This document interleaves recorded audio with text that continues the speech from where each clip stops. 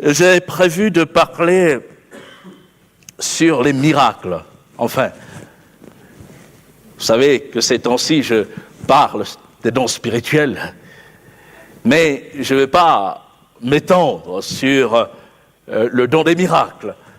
J'ai intitulé mon message de ce matin « Le plus grand des miracles ». Le plus grand des miracles.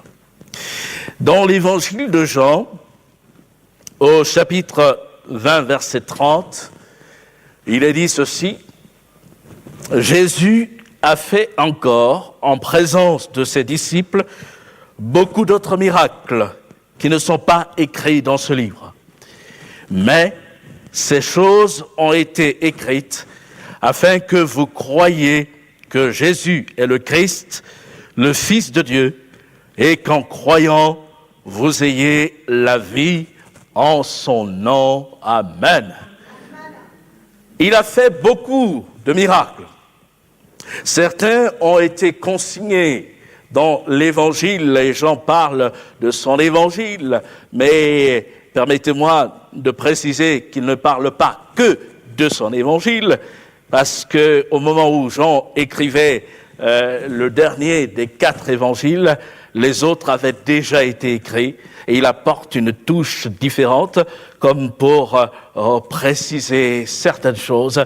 Et c'est justement dans cet évangile qui nous dit « Ces choses ont été écrites afin que vous croyiez que Jésus est le Christ, le Fils de Dieu, et qu'en croyant, vous ayez la vie en son nom. » Tout ce qui a été écrit, toute la parole, de la Genèse à l'Apocalypse, donc de l'Ancien au Nouveau Testament, tout nous ramène à Christ pour que nous croyions qu'il est le Fils de Dieu et qu'en croyant, nous ayons la vie. Alléluia. Et ce matin, je voudrais donc parler du plus grand des miracles, et cela nous m'amène forcément à préciser quel est ce miracle. Quel est le plus grand des miracles? Tout à l'heure, je donnerai la parole à notre sœur Marie-Lise, puisque j'ai capté dans sa louange une action de grâce pour une guérison, et elle disait « Le temps des miracles n'est pas passé ». Et cette parole m'a conforté encore ce matin dans le fait d'apporter l'Évangile, et je glissais à l'oreille « Est-ce que… » Elle nous a mis l'eau à la bouche. Donc j'ai dit, est-ce que vous voudriez bien partager un mot de ce témoignage? Et elle a accepté volontiers. Et c'est vrai. Mais Jésus a opéré bien des miracles. Il opère encore des miracles aujourd'hui. Mais il est un miracle qui doit retenir toute notre attention, qui que nous soyons. Et ensuite, après avoir dit quel est ce miracle, nous pourrons préciser en peu de mots pourquoi disons-nous que c'est le plus grand des miracles. Voir au moins ces 2 aspects.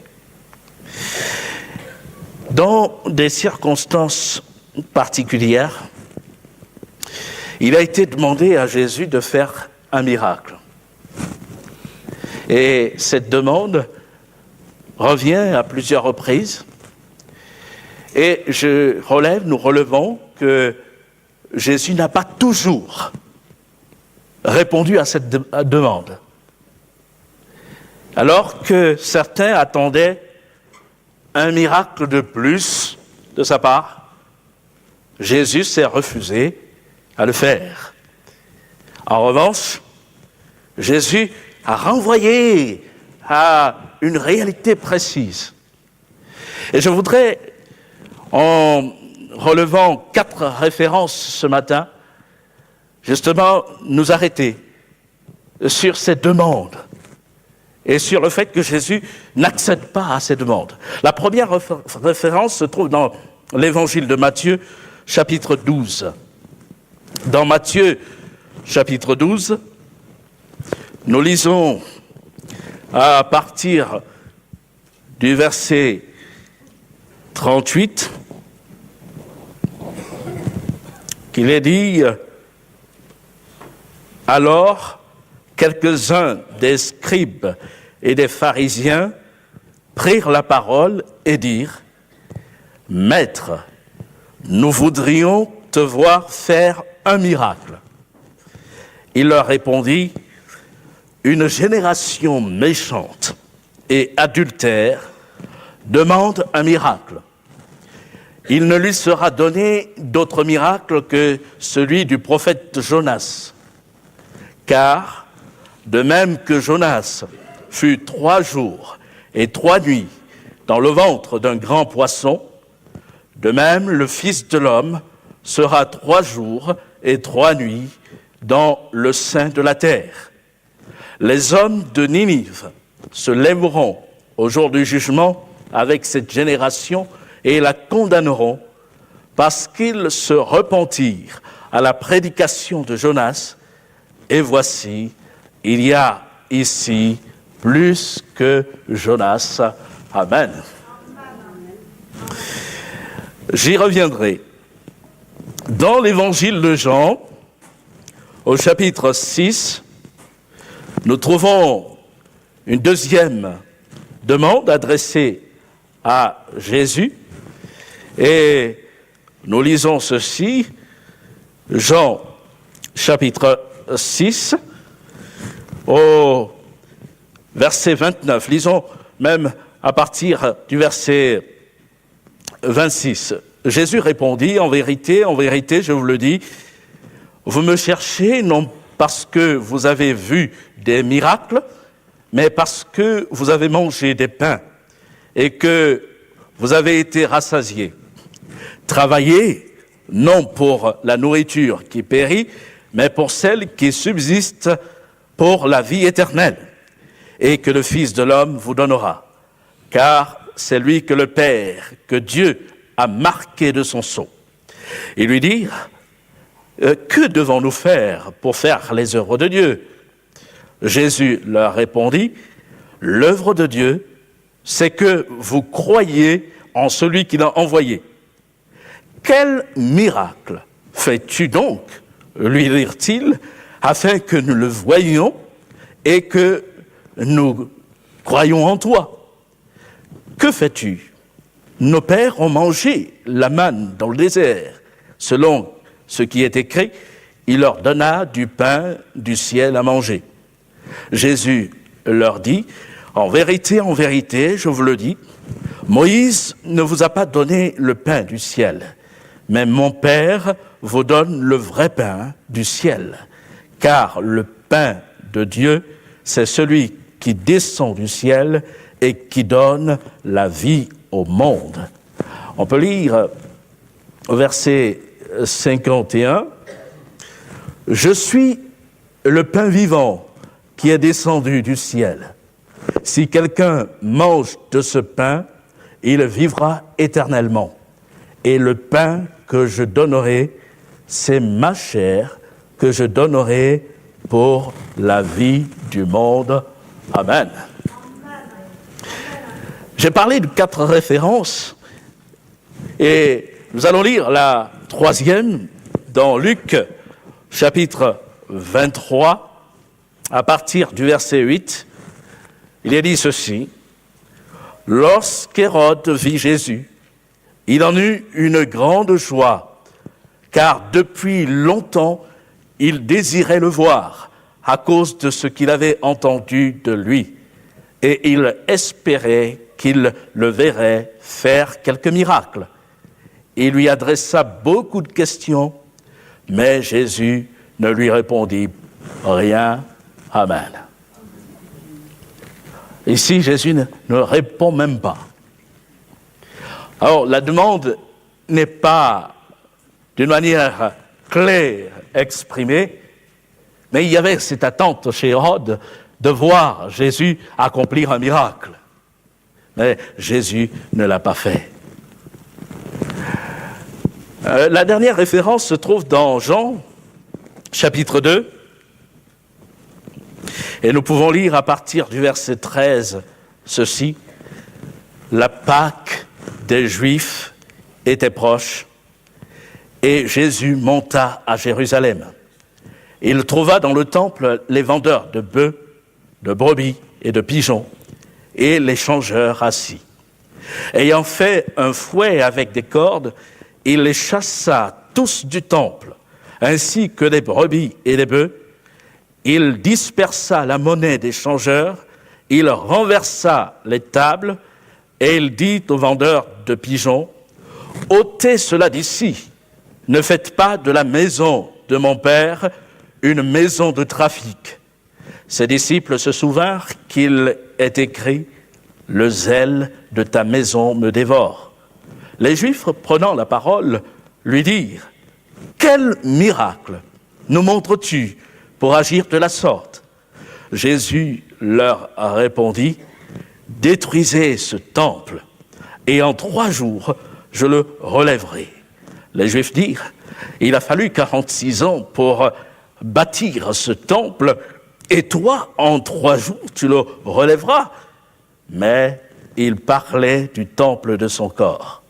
C'est pourquoi, lorsqu'il fut ressuscité des morts, ses disciples se souvinrent qu'il avait dit cela, et ils crurent à l'Écriture et à la parole que Jésus avait dite.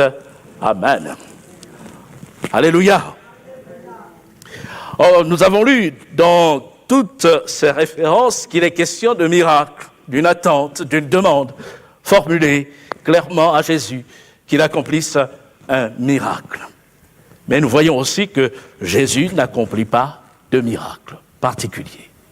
En revanche, il renvoie à une réalité, et c'est cette réalité même que je qualifie du plus grand des miracles. Parce que la réponse de Jésus renvoie véritablement à un miracle. Et puisque nous avons lu ensemble, nous allons relever ensemble, j'ai gardé le suspense jusqu'à maintenant, quel est ce miracle au fait ?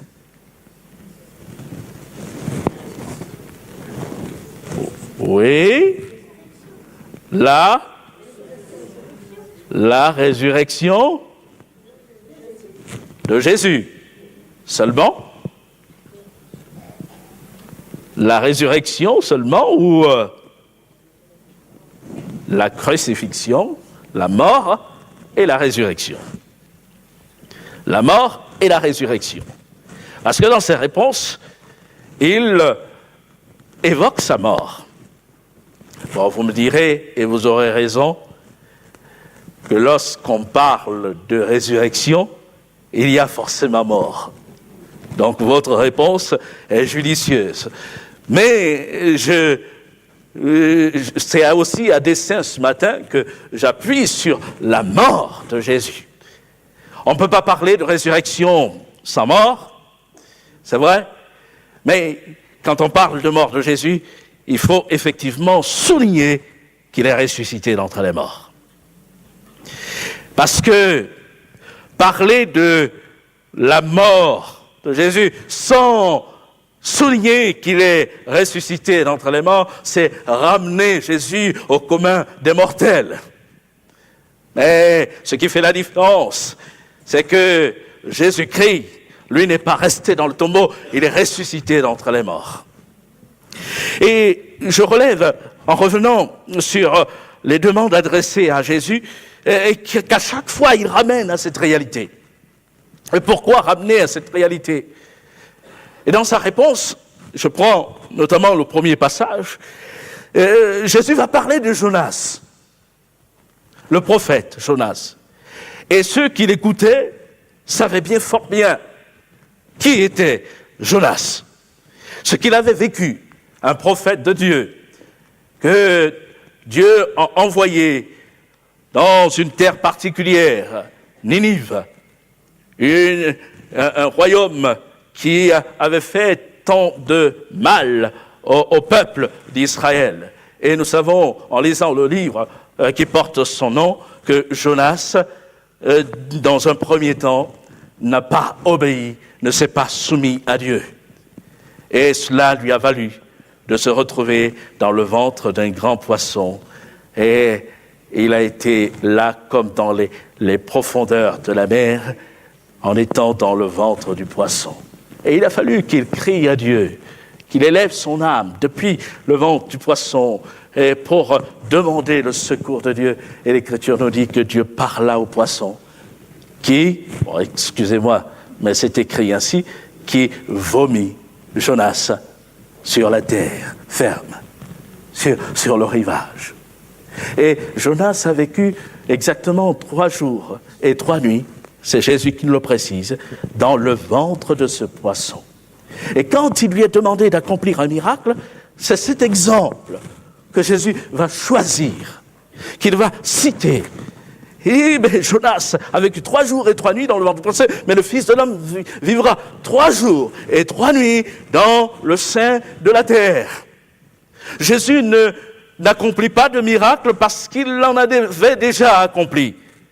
Et quand on lit le chapitre 12 depuis le départ, on relève que Jésus a enseigné la foule qui se trouvait devant lui, et Jésus a accompli un miracle. Il a délivré un homme d'une emprise démoniaque. L'esprit qui était en lui le rendait sourd et muet, et Jésus a chassé cet esprit, délivrant l'homme qui s'est mis à parler et qui a aussi pu entendre ce qu'on lui disait. Mais figurez-vous, alors que c'était là un miracle qui aurait pu amener tous ceux qui l'avaient vécu à glorifier Dieu, il s'est trouvé parmi la foule des hommes, et précisément des religieux, des pharisiens, qui sont mis à proférer ces paroles. Cet homme chasse les démons par Belzébul, le prince des démons. Vous trouvez cela au chapitre 12, au verset 23 à 24. Ils vont dire cela de Jésus. Il chasse les démons par Belzébul, le prince des démons. Et Jésus va rectifier les choses en reprécisant que c'est par l'Esprit de Dieu qu'il chassait, qu'il pouvait chasser les démons.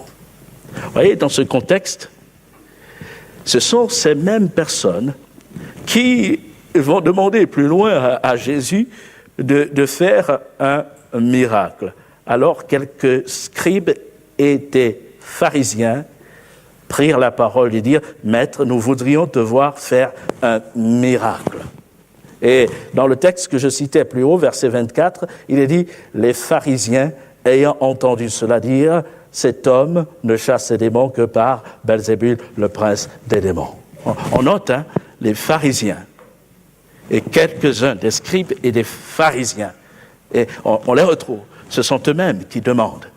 Ceux qui ont dit un peu plus tôt qu'ils chassent les démons veulent encore le voir faire un miracle. Ils chassent par un esprit mauvais. Et Jésus ne fera pas le miracle, il en renverra donc à ce qu'a vécu Jonas. Pourquoi évoquer cela? Un miracle de plus n'aurait rien changé, étant donné leur disposition de cœur. Et lorsque nous lisons d'autres passages, ce que nous avons notamment relevé dans l'Évangile de Jean au chapitre 6, Jésus vient aussi de faire un miracle. Il a multiplié les pains et les poissons. Et la foule qui lui adresse sa demande en disant « Mais quel miracle fais-tu pour que nous le voyions et que nous croyions en toi ?» a été la témoin de ce miracle accompli par Jésus. Ils ont mangé des pains et des poissons multipliés par Jésus. Là, un miracle extraordinaire. Et pourtant, cela ne leur suffit pas, et ils vont encore demander un miracle de plus, un autre miracle.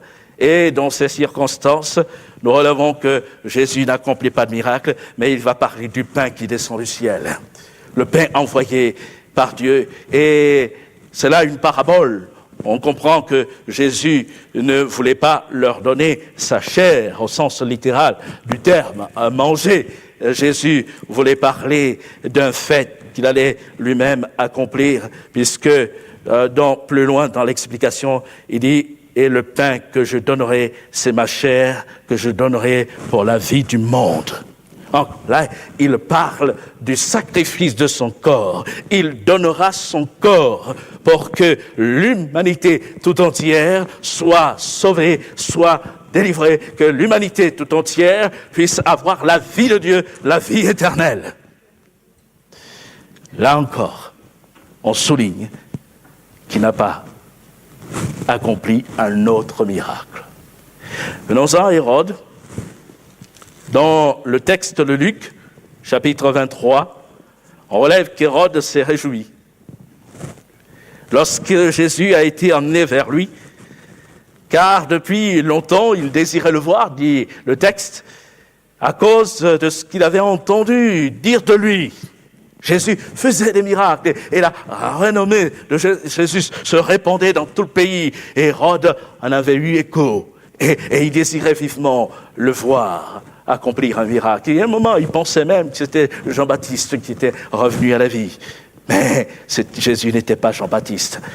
Et alors qu'Hérode lui adresse tout un tas de questions, Jésus ne répond rien. Jusqu'alors, nous avons vu qu'il a répondu. Mais là, il ne répond pas. Mais je tiens à préciser que dans ce contexte, le sacrifice, la mort de Jésus à la croix était imminente. C'est dans ce même chapitre que nous lisons que Jésus a été crucifié. Donc, quelques heures après la demande ou l'attente d'Hérode, Jésus allait être élevé sur le bois.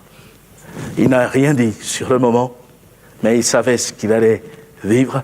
Il savait ce qu'il allait accomplir.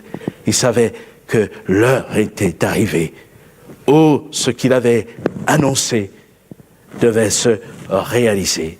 Et nous lisons verset 32 du chapitre 23 de Luc. On conduisait en même temps deux malfaiteurs qui devaient être mis à mort avec Jésus. Lorsqu'ils furent arrivés au lieu appelé Grane, ils le crucifièrent là, ainsi que les deux malfaiteurs, l'un à droite et l'autre à gauche. Jésus dit, « Père, pardonne-leur, car ils ne savent ce qu'ils font. » Ils se partagèrent ses vêtements en tirant au sort. Ils le crucifièrent. Et puis, j'ai cité une dernière référence, Jean chapitre 2. On est plutôt au début du ministère de Jésus, ministère terrestre.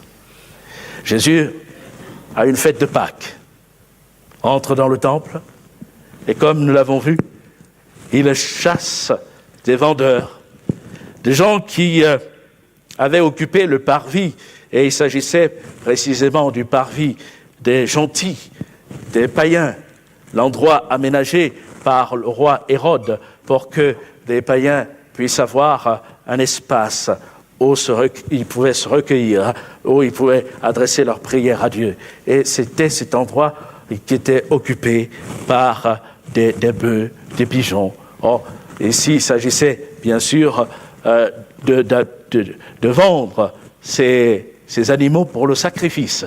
Mais ce n'était pas l'endroit approprié pour le vendre, puisque il n'y avait plus d'autre endroit pour les gentils où ils pouvaient s'adresser au Seigneur. Et là encore, les hommes religieux vont lui adresser la demande, mais quel miracle fais-tu pour agir de la sorte?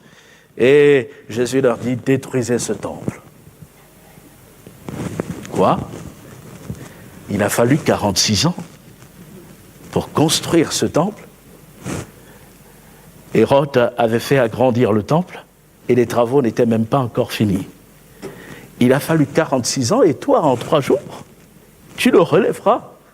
Et il n'avait pas compris que Jésus ne parlait pas du temple de pierre, mais il parlait d'un temple vivant. Il parlait de lui-même, de son corps. Et Jean va apporter cette explication. Il parlait du temple de son corps.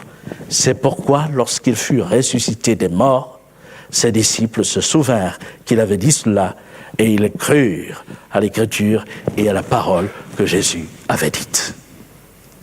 Donc, à chaque fois qu'il y a eu une attente ou une demande pour un miracle de plus, Jésus a évoqué sa mort et sa résurrection. Et si à chaque fois Jésus ramène à cette vérité, c'est pour que le peuple entende et comprenne bien qu'il n'y a pas de miracle au-dessus de celui-là. Il n'y a pas de miracle au-dessus du sacrifice de Jésus, du don de son corps, de sa personne, et il n'y a pas de miracle au-dessus de la résurrection de Christ. Alléluia. Oh, je ne suis pas en train de porter chacun d'entre nous à ne plus espérer de miracles du Seigneur. Le Seigneur accomplit encore des miracles aujourd'hui. Mais nous sommes là face au plus grand des miracles. Le Fils de Dieu est venu sur la terre. Je parlais de Jonas tout à l'heure.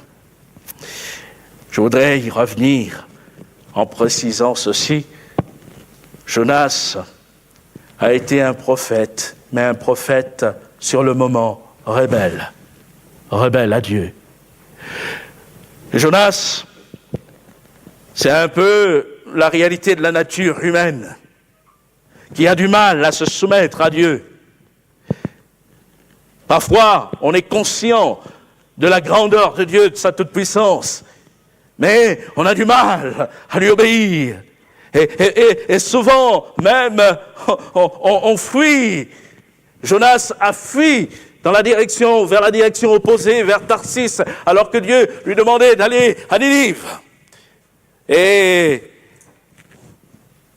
que souvent, bien souvent, aussi, on se comporte un peu comme Jonas. Et en disant cela, je ne veux viser personne, je me regarde vers moi-même. Et bien souvent, par ma nature humaine rebelle, je me suis comporté comme Jonas, loin de la volonté de Dieu. Alors que Dieu pouvait me dire, Landry, je t'attends ici, voilà ce que je veux que tu vives, voilà ce que je veux que tu dises, voilà ce que je veux que tu fasses. Et moi, j'ai exactement fait le contraire. C'est la nature humaine. Mais Jésus va s'identifier à Jonas. Et Jésus, lui, a accompli la volonté du Père, sans résistance. Jésus n'est pas à mettre véritablement au rang de Jonas, puisqu'il a accompli promptement la volonté de son Père. À Gethsémani, alors que le moment était venu, il devait être livré, il pouvait adresser cette prière. Père, que cette coupe s'éloigne de moi. Toutefois, non pas ce que je veux, mais ce que tu veux. Il savait ce qu'il attendait, mais il se soumettait à la volonté du Père. Et il a accompli pleinement cette volonté. Dans l'Épître aux Hébreux, il est précisé ceci de lui. Tu n'as voulu ni sacrifice ni offrande. Hébreux chapitre 10, verset 5. Il dit, la parole est introduite par ce terme. C'est pourquoi Christ, entrant dans le monde, dit, tu n'as voulu ni sacrifice ni offrande, mais tu m'as formé un corps. Et c'est de ce corps qu'il parlait, en disant, je suis le pain de vie. Et le pain que je donnerai, c'est ma chair que je donnerai au monde. C'est mon corps que je donnerai au monde. Et tu m'as formé un corps. Tu n'as agréé ni holocauste, ni sacrifice pour le péché. Alors j'ai dit, me voici, je viens. Dans le rouleau du livre, il est question de moi pour faire, ô Dieu, ta volonté. Il est venu accomplir pleinement la volonté du Père. Et pourtant, il s'identifiera lui-même à Jonas. Il établira le lien. Oui, lui, le Fils de Dieu parfait, l'homme parfait, sans péché, s'est identifié à l'homme désobéissant. Il s'est identifié à un prophète rebelle. Il s'est identifié aux pécheurs. Et Jésus est venu donner sa vie pour les pécheurs. Et comme je disais que Jonas nous rappelle notre parcours humain, chacun d'entre nous, là, je trouve une réalité sublime. C'est que Jésus-Christ est venu s'identifier à l'homme pécheur que je suis. C'est pour moi qu'il est venu s'offrir. N'est-ce pas beau? N'est-ce pas grand? Et en considérant cette vérité, je peux mesurer combien le Christ m'a aimé, combien il nous a aimés. Et il n'y a pas d'acte qui puisse s'élever au-dessus de celui-là. Il s'est identifié à nous les hommes. Et en parlant de son don, le don de sa personne, nous pouvons souligner que Jésus va aussi annoncer sa résurrection en me rappelant, en disant aux Juifs, « Détruisez ce temple et en 3 jours je le relèverai. » Jonas est resté 3 jours et 3 nuits dans le ventre du poisson, mais il en est sorti. Jésus devait rester 3 jours et 3 nuits dans le sein de la terre, mais il devait en sortir. Le temple, détruit et rebâti en 3 jours. Humainement parlant, c'était illogique. Et les Juifs le lui ont fait remarquer en parlant du temple de Pierre. Mais Jésus parlait de son corps. Et nous lisons effectivement dans l'Écriture que le 3e jour après sa mort, il est revenu à la vie. Alléluia. J'aime, dans les circonstances, ou plutôt l'occasion de la fête de Pâques, j'aime rappeler ce texte dans Matthieu chapitre 28, où il est dit ceci: après le sabbat, à l'aube du 1er jour de la semaine, Marie de Magdala et l'autre Marie allaient voir le sépulcre. Et voici, il y eut un grand tremblement de terre, car un ange du Seigneur descendit du ciel, vint rouler la pierre et s'assit dessus. Son aspect était comme l'éclair et son vêtement blanc comme la neige. Les gardes tremblèrent de peur et devinrent comme morts. Mais l'ange prit la parole et dit aux femmes: « Pour vous, ne craignez pas, car je sais que vous cherchez Jésus qui a été crucifié. Il n'est point ici, il est ressuscité comme il avait dit. Venez, voyez le lieu où il était couché, et allez promptement dire à ses disciples qu'il est ressuscité des morts. C'est là, voici, et il vous précède en Galilée, c'est là que vous le verrez. Voici, je vous l'ai dit. » Et ce matin, nous disons, le tombeau est vide. Jésus-Christ a été mis dans un tombeau, dans le sein de la terre, comme il l'avait dit en rappelant ce que Jonas avait vécu, mais 3 jours après, le tombeau a été vide. Et en disant cela, je suis bien conscient que ce qui pose souvent problème au monde, aujourd'hui à l'humanité, c'est justement le fait d'affirmer la résurrection de Jésus. Sa mort, elle ne fait pas tant polémique, excepté dans une religion particulière. Il dit, on affirme qu'il n'est pas mort, c'est pas lui qui a été crucifié. Dieu aurait suscité un sosie qui serait mort à sa place. Bon, on comprend que c'est un peu, là, c'est un peu arrangé, arranger les choses. Pourquoi un sosie? Non, il fallait qu'il meure, que son sang soit versé. Mais, d'une manière générale, la mort de Jésus ne suscite pas tant de réactions, de controverses. Parce que c'est là quelque chose de naturel. L'homme est appelé à vivre et à mourir. Mais ce qui pose problème, c'est sa résurrection. Mais nous croyons. C'est là une démarche de conviction dans notre cœur que Jésus, que nous adorons, Jésus que nous proclamons, est vivant. Le tombeau est vide. Il est ressuscité d'entre les morts. Et pendant que je préparais cela, bien diminué physiquement, mais je repensais encore à ce que l'on a entendu il y a une dizaine d'années déjà. Le temps passe vite. James Cameron. Vous savez ce qu'il a dit? Le documentaire qu'il a monté du côté de Jérusalem pour dire qu'il avait retrouvé les ossements de Jésus. On aurait retrouvé le tombeau familial de Jésus. Et il y avait là des ossements de plusieurs personnes. Et il a balancé ça sur la place publique en disant ça y est, on a retrouvé les ossements de Jésus. Ça fait un petit tollé là dans le monde. Alors, si on retrouve des ossements de Jésus, c'est que Jésus n'est pas ressuscité. Mais c'était là quelque chose fabriqué, monté de toutes pièces. Jésus est bien ressuscité d'entre les morts. Et je parlais des femmes qui sont allées vers le tombeau. Nous avons lu le texte.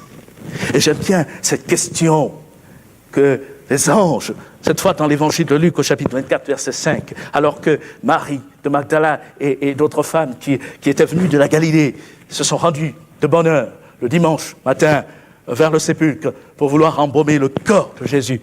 Et qu'en arrivant, elles n'ont pas trouvé le corps de Jésus. Elles savaient que penser de ces choses. Les anges font leur adresser ces paroles. Pourquoi cherchez-vous parmi les morts celui qui est vivant? Elles cherchaient où est son corps? Et elles commençaient à s'affoler. Mais le corps de Jésus n'avait pas été enlevé par les hommes. Et Jésus était simplement ressuscité d'entre les morts. Et pourquoi cherchez-vous parmi les morts celui qui est vivant? Et permettez-moi de dire qu'aujourd'hui encore, il y en a qui cherchent parmi les morts celui qui est vivant. Mais Jésus est ressuscité. Et nous invitons chacun à prendre contact avec Jésus, à ouvrir son cœur au Christ ressuscité. Pâques, c'est le plus grand des miracles. Le Fils de Dieu qui est venu sur la terre, donner sa vie en sacrifice pour les hommes, mais qui n'est pas resté dans le tombeau, il est ressuscité. Et notre foi est vivante dans ce Dieu vivant. Ce Dieu qui est capable encore d'accomplir des miracles aujourd'hui. Oh, ce Dieu dont l'évangile est proclamé par toute la terre. Je cherchais en me rappelant ce fait que je viens de citer, documentaire, qui laissait entendre que les ossements de Jésus ont été retrouvés. Je revoyais, je me dis, tiens, ça fait déjà 10 ans que cela s'est passé. Et voyons voir où en est l'Évangile aujourd'hui. 10 ans après. Parce que l'intention dans tout cela, c'était de prouver au monde chrétien que sa foi est vaine. Mais 10 ans après, où en sommes-nous? L'évangile de Christ gagne de plus en plus du terrain dans le monde. Quelques chiffres. On estime qu'il y a un nouveau croyant toutes les 21 secondes. Toutes les 21 secondes dans le monde, il y a une personne qui se tourne vers Jésus, qui croit que Jésus est le Christ Messie, qu'il est mort et ressuscité d'entre les morts. Tenez-vous bien, toutes les 48 minutes, il y a un homme qui se met à part pour se lever, répondre à un appel et entrer dans le service de Dieu, le ministère, pour servir Dieu, pour servir Christ. Et toutes les 54 minutes, il y a une église nouvelle qui s'ouvre. Alléluia. Gloire au Seigneur. Et la population chrétienne évangélique est estimée, et je parle de chrétiens évangéliques, est estimée à 630 millions dans le monde entier. Gloire au Seigneur. Et selon les chiffres, on estime la croissance du monde évangélique dans ces 25 dernières années à plus de 450%. Vous voyez, l'évangile est encore de plus en plus prêché. Et cet évangile, c'est celui de Christ, Jésus. Jésus est proclamé. Jésus est cru dans le monde. Et aujourd'hui, et au moment où nous célébrons ce culte, il y a dans le monde, quelque part dans le monde, des personnes, et peut-être même au milieu de nous ce matin, quelqu'un qui va réaliser que Christ est vivant, que ce message le concerne, que ce message l'interpelle, que Jésus l'appelle à la vie. Oui, c'est le plus grand des miracles. Et nous y croyons fermement. Je disais tout à l'heure, pourquoi dire que c'est le plus grand des miracles? C'est le plus grand des miracles parce que Jésus a donné sa vie pour nous. Dans l'Épître aux Romains, au chapitre 4, verset 23, il est question de la foi, le témoignage de la foi rendu à Abraham.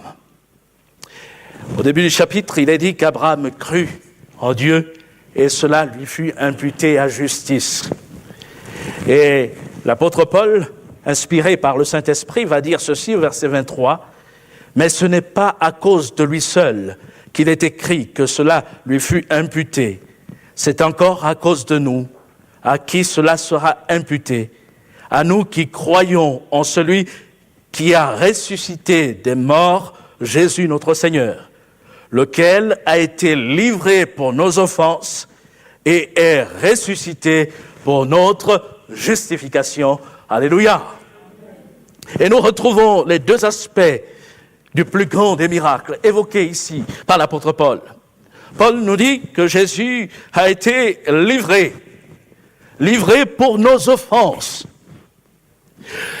Et il précise qu'il est ressuscité pour notre justification. Livré pour le pardon de nos péchés, ressuscité pour que nous soyons déclarés justes aux yeux de Dieu. Alléluia!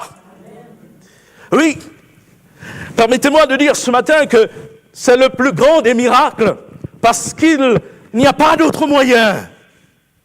Il n'y a pas d'autre moyen pour être justifié. Il n'y a pas d'autre moyen pour avoir ses péchés pardonnés. Il n'y a que le sacrifice de Jésus, son sang versé, qui nous permet d'être pardonnés et de pouvoir nous approcher de Dieu. Il n'y a pas d'autre moyen pour entrer et pour aller au ciel. Il n'y a que par Jésus-Christ, celui qui s'est donné en sacrifice pour nous. Oui, c'est le plus grand des miracles parce qu'il est le moyen unique par lequel tout homme peut véritablement s'approcher de Dieu. Oh, beaucoup, comme moi aussi je l'éprouvais, éprouvent le besoin de changer. Et on essaye d'y mettre de la bonne volonté, de prendre de bonnes résolutions. Mais je veux quand même, je vais être différent. Mais on a beau faire des efforts, on s'aperçoit qu'on ne peut pas changer par soi-même. Et il y a là comme une réalité qui nous rattrape. L'homme ne peut pas changer au plus profond de lui-même. Le mal est en lui, la semence du péché est en lui, et il a besoin d'un libérateur. Il a besoin du secours de Dieu pour changer. Et ainsi, David peut adresser cette prière au Seigneur.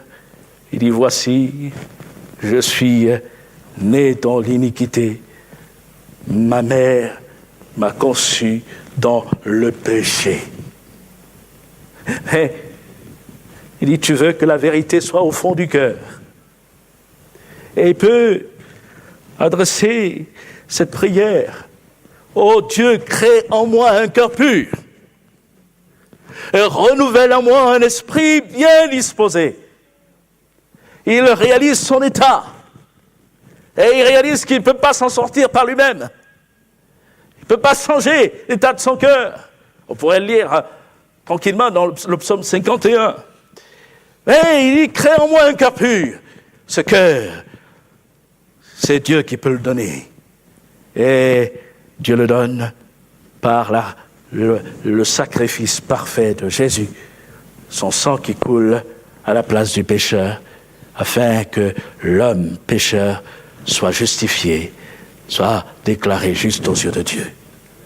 Ah, c'est le plus grand des sacrifices, parce qu'il rend témoignage du seul recours devant Dieu pour nous amener au salut et à la vie éternelle. C'est le plus grand des sacrifices, des miracles, parce qu'il a une portée universelle. Jésus a dit, et le pain que je donnerai, c'est ma chair que je donnerai pour la vie du monde, l'humanité tout entière. Il y a une portée universelle. Et cela fait écho à la parole que Jésus avait dite à Nicodème, en parlant de Moïse, qui a élevé le serpent dans le désert. Et qu'ainsi, Dieu a suscité un moyen pour le peuple d'Israël, mordu par des serpents brûlants dans le désert, afin qu'ils aient la vie sauve. Moïse avait élevé un serpent sur une perche, et l'ordre avait été donné, quiconque aura été mordu, regardera vers le serpent d'airain, aura la vie sauve. Et Jésus va reprendre cette image, et comme Moïse éleva le serpent dans le désert, il faut de même que le Fils de l'homme soit élevé, afin que quiconque croit en lui ait la vie éternelle. Car Dieu a tant aimé le monde qu'il a donné son Fils unique, afin que quiconque croit en lui ne périsse point, mais qu'il ait la vie éternelle. Oui, Jésus a été élevé pour le monde entier. Dieu a tant aimé le monde.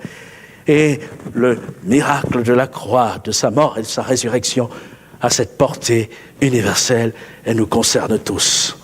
Certes, il a été élevé sur le mont Golgotha, qui se trouve à Jérusalem.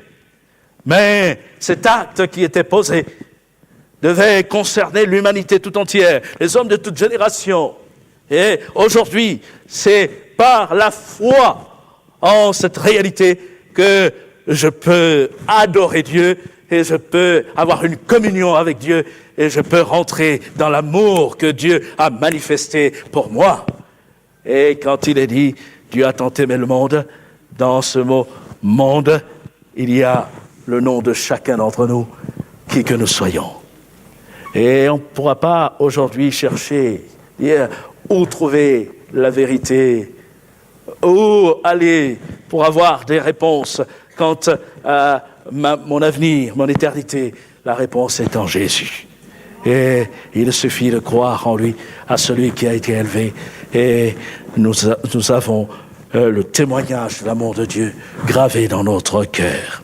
Et je terminerai en disant que le miracle de la mort et de la résurrection de Jésus est le plus grand des miracles parce qu'il est le couronnement de toute l'œuvre que Jésus est venu accomplir. C'est le couronnement de toute l'œuvre qu'il a accomplie. Quand Jésus était élevé sur le bois à la croix, nous lisons dans Jean chapitre 19, verset 30, qu'il a adressé cette prière avant de rendre l'esprit. Il a dit cela, ces paroles, tout est accompli. Il est écrit, quand Jésus eut pris le vinaigre, il dit, tout est accompli.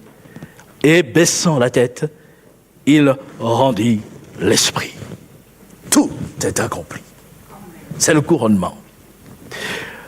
On a évoqué un certain nombre de signes, de miracles. Jésus a multiplié les pains dans Jean chapitre 6. Et la multiplication des pains ramenait à sa personne. Il est capable de nourrir des foules. Mais ce miracle avait une portée plus grande encore. Ce miracle annonçait que c'est par lui que les hommes auront la vie, non pas pour un temps, mais la vie pour l'éternité. Et cela a été accompli par le don de sa vie, son sacrifice et sa résurrection.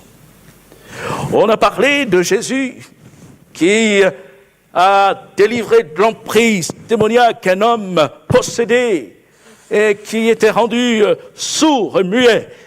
Et Jésus a accompli ce miracle parce qu'il montrait qu'il est le libérateur.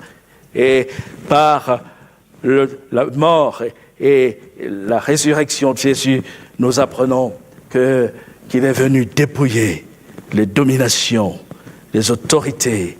Il les a livrées publiquement en spectacle, en triomphant d'elles par la croix. Alors que Jésus était élevé à la croix, les puissances démoniaques, le diable était vaincu. Et ainsi, celui qui tenait l'humanité dans l'égarement était là vaincu. Et il y a depuis ce moment cette réalité, les hommes peuvent être rendus libres. Jésus est venu accomplir une œuvre parfaite pour nous permettre d'être réellement libres. Il a fait pendant qu'il était sur la terre, il exerçait son ministère, mais l'œuvre de la croix venait sceller cette délivrance parfaite accordée à l'humanité tout entière. On pourrait passer en revue tous les autres miracles que Jésus a accomplis, mais le temps nous manquerait. Je vais m'arrêter là ce matin et je pense que ce qu'on a partagé, qui nous ramène à la réalité de Pâques, nous met là face au témoignage du plus grand des miracles que Jésus a accompli. Et par ce miracle, nous réalisons qui nous adorons, nous réalisons qui nous servons, celui qui vit au siècle des siècles, celui qui est monté au ciel, mais qui va revenir, et celui que nous attendons. À lui soit la gloire.